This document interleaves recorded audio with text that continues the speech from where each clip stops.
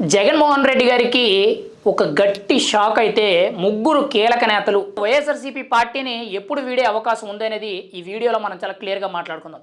అయితే మెయిన్గా చూసుకుంటే గతంలో మాజీ మంత్రులుగా పనిచేసిన వ్యక్తులే కానీ ప్రజెంట్ ఎమ్మెల్సీల కిందన్న బొత్స సత్యనారాయణ గారే కానీ కురసాల కన్నబాబు గారు కానీ తోటా త్రిమూర్తులు కానీ వీళ్ళ ముగ్గురు కూడా ఏకతాటిగా ఒకేసారి జనసేనలోకి వెళ్ళబోతున్నారు అనేటట్టు చాలా పెద్ద ఎత్తున సమాచారం అయితే సర్క్యులేట్ అవుతుంది.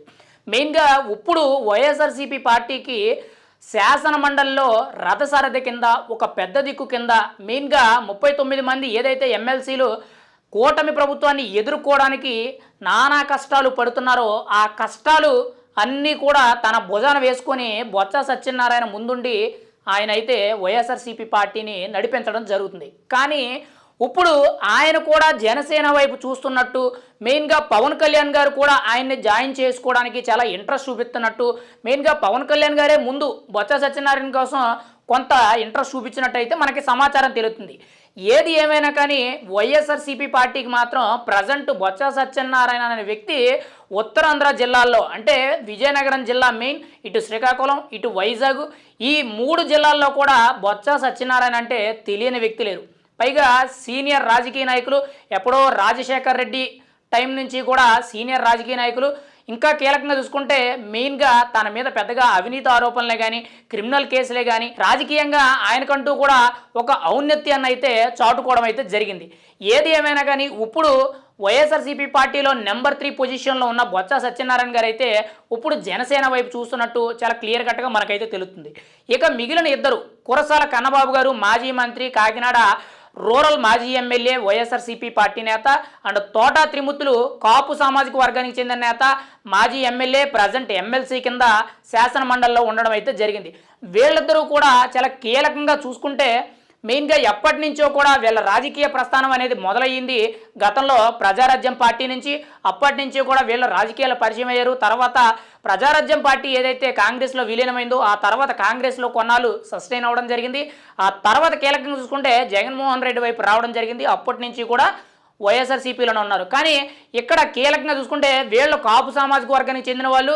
మెయిన్గా ఉమ్మడి తూర్పుగోదావరి జిల్లాల్లో చాలా కీలకమైన నేతలని మనం అయితే చాలా బలంగా చెప్పుకోవచ్చు. గత 3-4 నెలల నుంచి కూడా చాలా కీలకంగా చూసుకుంటే ఈ కురసాల కన్నబాబు గారు కానీ తోటా త్రిమూర్తులు కానీ వీళ్ళిద్దరూ కూడా జనసేనలోకి జంప్ అవుతారని చెప్పి చాలా వార్తలు అయితే వచ్చాయి. కానీ ఇప్పుడు తాజాగా చూసుకుంటే వైఎస్ఆర్సీపీ పార్టీకి చాలా బలం అనేది తగ్గుతుంది. వీళ్ళ ముగ్గురు కూడా జనసేన వైపు మొగ్గు చూపుతున్నారు. మెయిన్గా జనసేన కూడా వీళ్ళ ముగ్గురిని కూడా జాయిన్ చేసుకోవడానికి చాలా ఇంట్రెస్ట్గా ఎదురు చూస్తుంది అనేటట్టు కొంత సమాచారం అయితే వినిపిస్తుంది. ఇక్కడ జనసేన అనేది ఎందుకు ఎదురు చూస్తుంది అనేది ఒక క్వశ్చన్ అయితే రేజ్ అవ్వచ్చు. దానికి కారణం గ్రౌండ్ లెవెల్లో పార్టీ అనేది బలమైన నాయకత్వంతో బలపడాలి.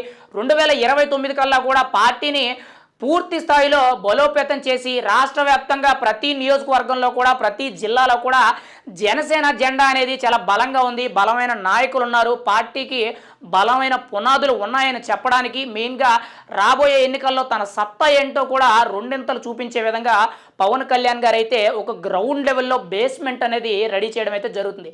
కానీ పవన్ కళ్యాణ్ గారు చాలా ఏరి కోరి మరీ కూడా వ్యక్తుల్ని సెలెక్ట్ చేసుకొని మరీ కూడా తన పార్టీలోకి తీసుకురావడం జరుగుతుంది.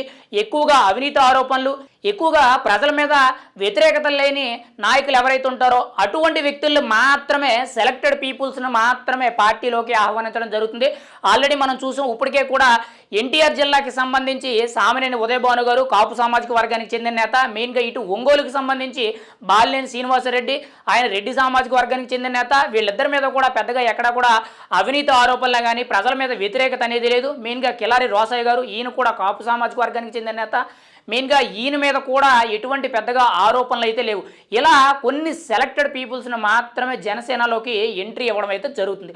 అందులో ఇప్పుడు కీలకంగా చూసుకుంటే బొత్స సత్యనారాయణ అనే వ్యక్తి ఖచ్చితంగా వైఎస్ఆర్సీపీని వీడి జనసేనలోకి వచ్చినట్లయితే మాత్రం వైఎస్ఆర్సీపీ పార్టీకి ఉత్తరాంధ్ర జిల్లాల్లో ఖచ్చితంగా చావు దెబ్బ తగిలినట్టే. ఎందుకు అనంటే మెయిన్గా రెడ్డి సామాజిక వర్గానికి చెందిన నేతలు ఎవరైతే ఉన్నారో వాళ్ళని పక్కన పెడితే మిగిలిన సామాజిక వర్గాల నేతల అందరికంటే కూడా ఖచ్చితంగా బొత్స సత్యనారాయణ అనే వ్యక్తి చాలా కీలకమైన నేత, సీనియర్ రాజకీయ నాయకులు, రాజకీయ పండితులు కూడా. మరి అటువంటి వ్యక్తి ఇప్పుడు వైఎస్ఆర్సీపీని వీడి ఖచ్చితంగా జనసేనలోకి షిఫ్ట్ అయినట్టయితే మాత్రం జనసేనకి ఖచ్చితంగా ఉత్తరాంధ్రలో బలం పెరుగుతుంది, వైఎస్ఆర్సీపీకి చావు దెబ్బ తగులుతుంది.